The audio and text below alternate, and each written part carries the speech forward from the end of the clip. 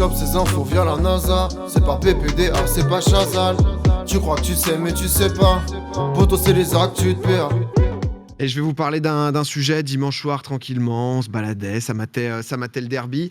Quand il y a une très grosse info qui est tombée, c'est les Pandora Papers. Bienvenue à tous, on va en parler des centaines de milliardaires, de chefs d'État, etc. qui ont été pris la main dans le sac pour évasion fiscale. Un peu comme d'habitude, c'est-à-dire que c'est vrai qu'on en entend malheureusement et tristement très souvent parlé. Tous les ans, tu as l'impression qu'il y a une nouvelle affaire. En 2015, il y avait les Football Leaks. En 2016, c'était Panama Papers. 2017, c'est Paradise Papers. Mais j'ai eu envie de vous en parler parce que là, c'est quand même très intéressant et plus même que croustillant parce que c'est la plus grosse enquête de l'histoire. Il y a quand même 150 médias internationaux. Il y a plus de 600 journalistes et 12 millions de pages de documents qui ont été épluchés pour sortir cette enquête. C'est un travail donc du coup de plusieurs mois du consortium international des journalistes d'investigation. J'en parlais juste avant pour les Panama Papers. Là, l'enquête, elle était sortie en 2016 et ça avait uniquement mobilisé un cabinet spécialisé donc dans la création de sociétés offshore. Là, ils en ont pris 14. Et ils ont épluché les papiers donc de 14. Vous en faites pas parce que c'est vrai que c'est quand même un gros sujet, mais j'ai eu envie de vous l'expliquer un peu. Si jamais même tout ce qui est société offshore, montage financier, etc., ça vous parle pas, on a fait un petit graphique pour que vous puissiez tout comprendre. On a pris un exemple, voilà, de quelqu'un. Imaginons Cyrus North. Imaginons Cyrus North, il veut tranquillement s'acheter son yacht. Qu'est-ce qu'il fait, le Cyrus North ? Lui, il n'a pas trop envie que son nom ni son adresse elle apparaissent. On le connaît, le Cyrus. En fait, t'aurais pu prendre quelqu'un qui était allé à Malte. c'est vrai. Mais t'es à côté de moi, donc je me suis dit pourquoi pas. Donc du coup, il a envie de protéger sa vie privée. Il veut aussi, bien sûr, cacher à l'administration fiscale et ne pas payer d'impôts. Du coup, qu'est-ce qu'il fait ? Il va voir son avocat fiscaliste. Charlie, c'est quoi ?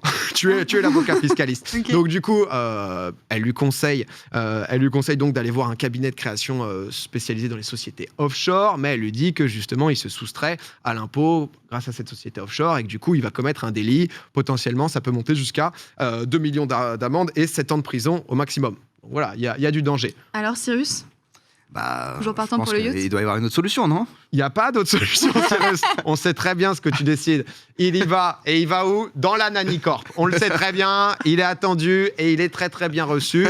Nanicorp, donc du coup, qui propose différents produits dans les paradis fiscaux, des pays forcément où donc le taux d'imposition, c'est faible. Assez souvent, c'est carrément 0%. Et donc du coup, il lui propose d'aller domicilier donc sa société écran. Le Cyrus, je suis chaud. Ni deux, il se dit putain, je paye pas d'impôts, c'est absolument incroyable, on y va. Il va du coup pouvoir cacher son yacht, éviter les impôts. Les administrateurs locaux vont gérer la société directement depuis là-bas, anonymat total, sauf s'il y a un leak et que du coup tu te retrouves dans les Pandora Papers ou autres. Mais voilà, ça c'est pour la petite explication vraiment du B à bas. Les Pandora Papers, qu'est-ce qui se passe ? Qui est impliqué ? Il y a pas mal de monde. On s'est déjà intéressé à savoir est-ce qu'il y a du français ? Est-ce qu'il y a du français là-dedans ? 600 Français.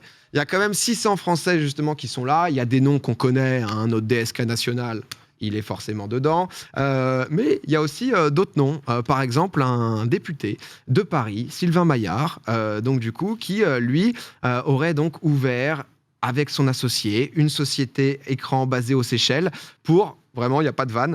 Faire de la revente de toupies Beyblade. C'était le... Contrefaite. Exactement, contrefaite. C'était le business. C'était en 2010, ça. Hasbro, du coup, c'est eux qui font les toupies Beyblade. Ils avaient essayé d'attaquer, sauf que société écran, etc., c'est hyper dur de pouvoir remonter à la source, parce que tout est anonyme, et de pouvoir remonter donc jusqu'aux administrateurs. Il y a eu donc du coup une enquête chez Le Monde qui a dit que lui, qu'il était absolument pas au courant, justement que c'est son associé qui a fait ça dans le dos, qu'il savait absolument pas, et justement que du coup l'associé a pris son passeport, il est député LREM, sans le savoir. Il a 25% de part quand même. Donc il y a lui, mais c'est pas tout. Il y a aussi donc Nicolas Perruchot. On va pas vous faire la liste de tous, vous en faites pas, mais des quelques-uns. 600, c'est beaucoup. Perruchot, qu'est-ce qu'il fait ? Perruchot, c'est un ex-député Loir-et-Cher. En 2009, qu'est-ce qu'il fait ? Il signe un rapport important, rapport d'information. Pourquoi ? Parce qu'on en a marre de l'évasion fiscale. Du coup, lui, il signe le Perruchot. Il se dit stop à l'évasion fiscale, c'est plus possible. Du coup, ça signe contre l'évasion fiscale. C'est vrai que il y a un peu un air de déjà vu, quoi, au final. Je n'ai pas de compte en Suisse. Je jure, je n'ai pas de compte. Mais monsieur Cahuzac. Ah ouais, non. C'est terrible. Ça. Non, mais c'est vrai que c'est assez terrible. En plus, lui, Il avait été pris justement à dire de ses électeurs que n'oubliez pas qu'on s'adresse à des CE1 ou des CE2, 80% des gens sont des cons. Bref, Yes. petite citation, pardon, lui il est propriétaire donc du coup d'une société aux Seychelles, offshore aussi, objectif un peu flou, ça serait pour cacher, optimiser de l'argent qu'il aurait reçu en tant que responsable politique, on ne sait pas exactement, mais en tout cas du coup dans les Français on en a quelques-uns et aussi des anonymes, c'est-à-dire que tu as des personnalités un peu plus connues et des gens vraiment un peu monsieur tout le monde qui se disent hey, c'est le bon plan la société offshore justement aux Seychelles, je vais tout foutre là-bas et je vais rien payer, mais c'est pas les plus gros poissons.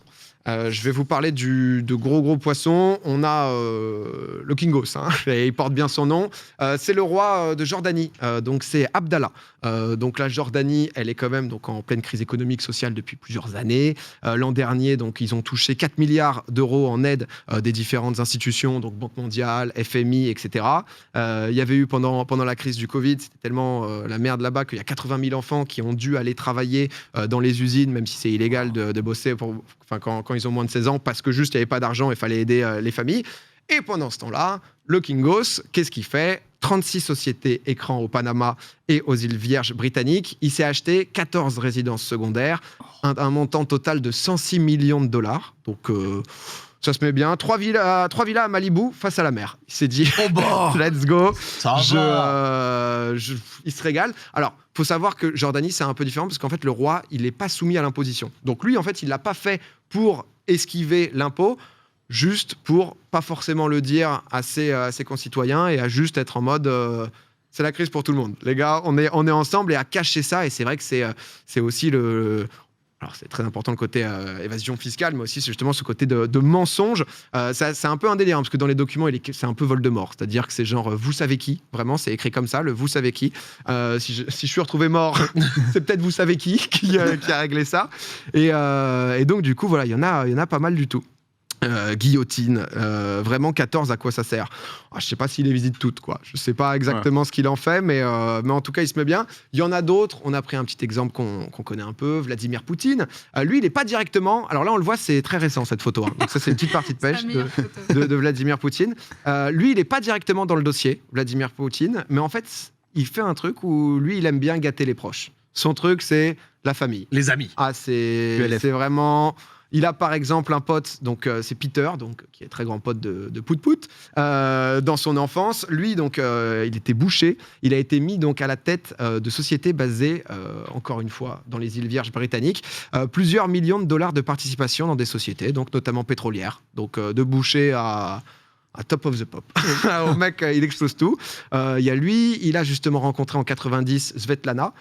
Svetlana qui était une étudiante qui galérait un peu à payer ses études, etc. Ils ont eu une relation, ils sont sortis ensemble. Et en 2001, en fait, après la remise de diplôme, le président, qui était nouveau président à l'époque, il a fait la surprise de lui offrir plusieurs millions d'euros d'actions de la banque, donc Rossiya. Un beau pactole. Elle a acheté donc du coup des baraques à Moscou, Saint-Pétersbourg, un yacht. Elle a acheté la station de ski de Igora. Donc quand tu commences à acheter des stations quand tu commences à acheter des stations de ski, ça rigole pas. Et là, c'est plus de la monnaie de singe. Et là, du coup, elle s'est retrouvée dans les Pandora Papers puisqu'elle a acheté donc un appartement à Monaco, encore une fois, via la société Écran. Elle s'est fait cramer. Le truc, c'est que justement, les journalistes disent que la générosité de Poutine, on le sent là dans cette affaire, le cœur sur la main, quoi. C'est-à-dire, c'est peut-être justement aussi tout lui appartient, mais juste il le pose à différentes identités. Et c'est vrai qu'il serait connu, alors c'est pas de source sûre ou autre, mais comme l'homme le plus riche du monde potentiellement, et juste ça dispatche un peu partout. Du coup, non mais c'est vrai que c'est un très gros truc et je trouvais ça important de vous en parler parce que c'est vrai que parfois on est un peu pas saoulé, mais l'impression que ça vient en boucle ce genre d'affaires et ça arrête pas. Là, je vous cite 2-3 exemples, mais c'est quand même 300 responsables politiques au total, donc qui sont là-dedans de 98 pays. C'est 35 chefs d'État, quand même, ce qui est terrible. 130 milliardaires. En mode, il y a du président ukrainien encore en activité. Il y a Shakira. Shakira, quand j'ai vu son place, ça m'a trop fait. Shakira, elle s'est dit, pourquoi pas moi. L'entrepreneuriat dans les îles Vierges britanniques, c'est très dynamique, quoi. Tony Blair Waka aussi. Waka, les îles Vierges. C'est ça, un cadre aussi le Tony Blair là-dedans. Mais non, il y a vraiment beaucoup de gens et des très gros noms.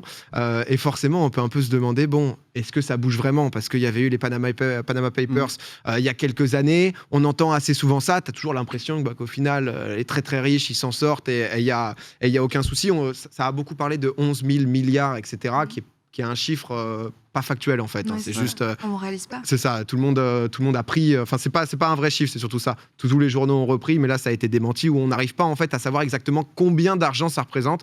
Tellement c'est impressionnant. Et donc, du coup, après les Panama Papers en 2016, qu'est-ce qui s'est passé ? Il y a 150 enquêtes qui ont été lancées. Il y a eu pas mal de personnalités publiques qui ont donc, du coup, démissionné, forcément, encore heureux. Il y a eu un peu d'avancées. C'est Suisse et Luxembourg, par exemple. Le secret bancaire, il n'existe plus avec des accords passés entre 2015 et 2017. Le Dujardin pour ceux qui ont la ref. Et maintenant, les échanges d'informations, ils sont devenus quasiment systématiques avec la plupart des pays donc du G20 et de l'OCDE, où ils essayent de plus en plus d'échanger. Parce qu'en fait, là où c'est la merde, c'est que tous les accords sont en fonction des pays, en fonction des juridictions, etc. C'est parfois très changeant. Typiquement, nous, avec le Panama, il y a eu donc du coup début de coopération entre France et Panama. Et c'est qu'en novembre 2019 où ça y est, on a signé un pacte pour pouvoir échanger des informations. Dès que un Français va ouvrir une société offshore là-bas, il y a une petite alerte en France en mode qu'est-ce qui se passe ?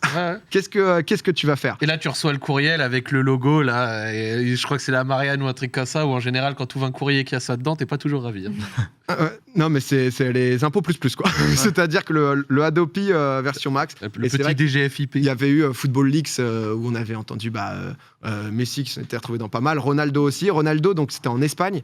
En fait, en Espagne, si tu as moins de 24 mois de prison, tu peux transformer ça justement en amende. Et du coup, pour avoir il a remboursé donc ce qu'il devait plus amende, 19 millions quand même versé au fisc. Messi, c'est pareil, c'est 250 000 plus 4 millions à régler.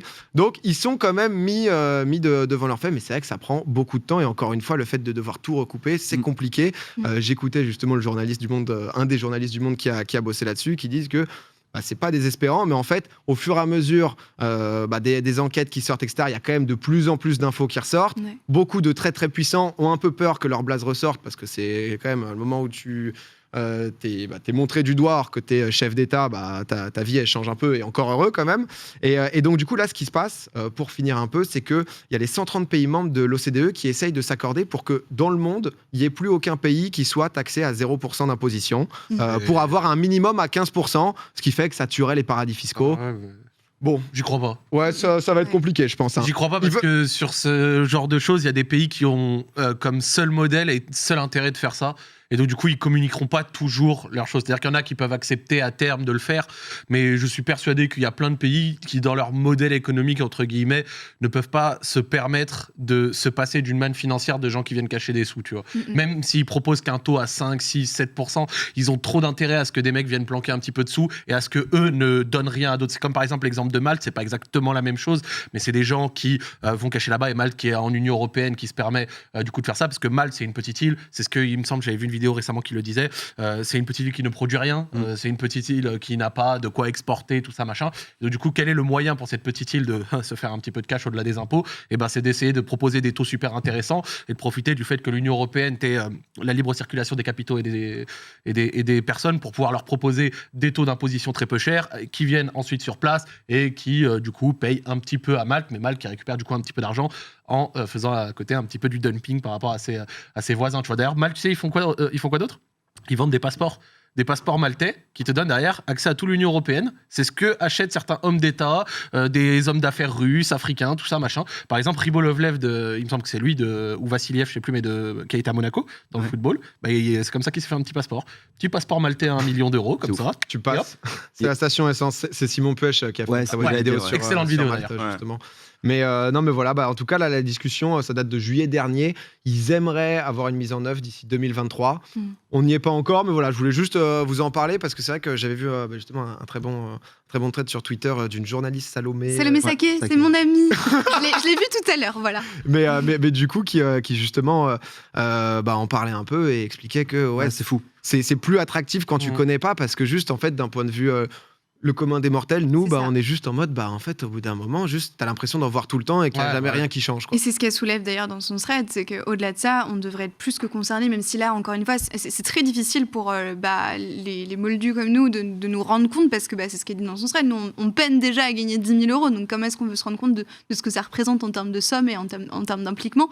Mais d'un point de vue démocratique, c'est vraiment très, très, très problématique, parce que ce sont les gens qui légifèrent précisément dans les pays pour dire à la population, ok, vous faites attention, etc. Machin, qui se permettent de l'autre Ah ouais, côté bah, de c'est faire ça. ça. Hein. Et enfin, oui, vas-y. Non, pardon, excuse-moi, je t'ai coupé, mais. Non, mais enfin, allez lire le thread de Salomé, elle le dit bien mieux. Mais on va le mettre sur le chat, mais t'as totalement raison. C'est vrai que c'est fou. Et Sylvain Maillard, par exemple, c'est ça, où il y a des vidéos qui ressortent, où tu les revois, les mecs qui sont en mode, non, on lutte tous les jours, on se lève pour travailler contre l'évasion fiscale. Et le mec qui ressort un an après, t'es en mode, bon, les gars, c'est pas possible, quoi. Ouais. Mais c'est quoi, je serais curieux, moi, de voir, en gros, par rapport au Panama Papers, tu vois, c'était en 2016, donc, le Panama, c'est ça. Bah, je me demande, tu vois, donc c'était il y a 5 ans, à quel point c'était dissuasif. À quel point, tu vois, genre, dans les Pandora Papers, ces actions-là ont été faites dans les 5 dernières années, ou bien si ça remonte à avant. Et tu vois, il y a pas mal de 2010 et tout, hein, tu vois, typiquement, là, sur les non-concites, j'avoue. J'imagine ça doit être dissuasif quand même, tu vois, genre, quand il y a des affaires comme ça qui éclatent. J'espère que les mecs se disent, bon, bah, tu vois, il y a des leaks qui existent, ça peut me retomber dessus facilement, enfin, tu vois, genre... Mais en fait, ce qui est terrible par rapport à ça, c'est comme je l'ai dit, oups, je fais la force du dos, je n'ai pas fait exprès. Non, c'est qu'il y a des pays, comme je t'ai dit, c'est un peu limite dans leur business model d'être comme ça. Et là où il y aura beaucoup d'illégalité, c'est que toi, tu vas continuer à résider dans ton pays d'origine et à aller cacher des sous dans le pays Y, tu vois. Sauf qu'il y a trop de pays comme ça, Y, qui n'ont aucun intérêt de truc. Et donc, tant qu'il y aura des pays Y qui permettront de mais le pouvoir but, c'est pas d'aller chercher le zéro, je pense. Tu vois, il y aura toujours de l'évasion fiscale, tu vois. Et moi, ce qui me rend fou aussi là-dedans, c'est qu'en fait, tu vois, on parle beaucoup genre de la fraude aux allocations familiales, etc. en France, tu vois, genre c'est un sujet qui revient tout le temps. Et genre, il y avait ce truc, les allocations de la rentrée. Ça a été que ça là récemment dans les médias. C'est l'enfer, tu vois. Et genre, mais les allocations, enfin la fraude fiscale par rapport à la fraude des allocations, mais c'est risible, quoi, en fait, la fraude des allocations. Tu vois, genre, c'est... Ah non, mais clairement. Le problème, il est pas du tout là. Et ça bute tout le système, tu vois, parce que, genre, si effectivement, ceux qui s'enrichissent, on n'arrive pas à choper leur thune, bon, bah, le système n'a pas de sens, tu vois. Après, tu sais que ce qui est terrible, c'est que sur la fraude fiscale, c'est aussi de la fraude de tous les jours. C'est que le mec qui paye au black, le gars qui vient lui faire un petit peu de travail, ça c'est de la fraude fiscale et ça rentre dans le compte, tu vois. Après, bien sûr, mais c'est pas ça. Ce que je disais, c'est que c'est pas que l'affaire, c'est des super riches, mais tu sais que la fraude fiscale, c'est tellement varié, tellement élevé que c'est difficile de se rendre compte parce qu'il y a des gens qui, même eux-mêmes se rendent pas compte, vont faire des actions qui rentrent dans ce cadre-là. Bien sûr, mais je pense que le gros du truc, ça reste, tu vois, genre. Bien sûr. Les milliardaires qui placent. Non, clairement, c'est le faible pourcentage de gens qui en plus même te donne un peu le sentiment d'impunité de bon bah vas-y. Et puis après ça crée une défiance, non, mais clairement. politique. Bon, on va voir. Là, la question c'est de voir dans les prochaines années si ça évolue. Là, l'interview était intéressante de journaliste. C'est vrai que quand t'as bossé, quand tes 10 dernières années, c'est que des enquêtes comme ça. Et que ta vie, c'est d'éplucher des documents qui ont l'air, en gros, concrètement, c'est des mails, c'est des échanges où tu rechopes, du coup, création de société, ok, là-bas, donc du coup, il a ça, qu'est-ce qu'il a dedans et compagnie. T'es en mode, bon, du coup, si on l'a chopé, je crois, là, il va peut-être, à un moment, il va peut-être quand même au moins démissionner, le mec, quoi. Mais on va voir, au moins, je voulais vous donner l'information.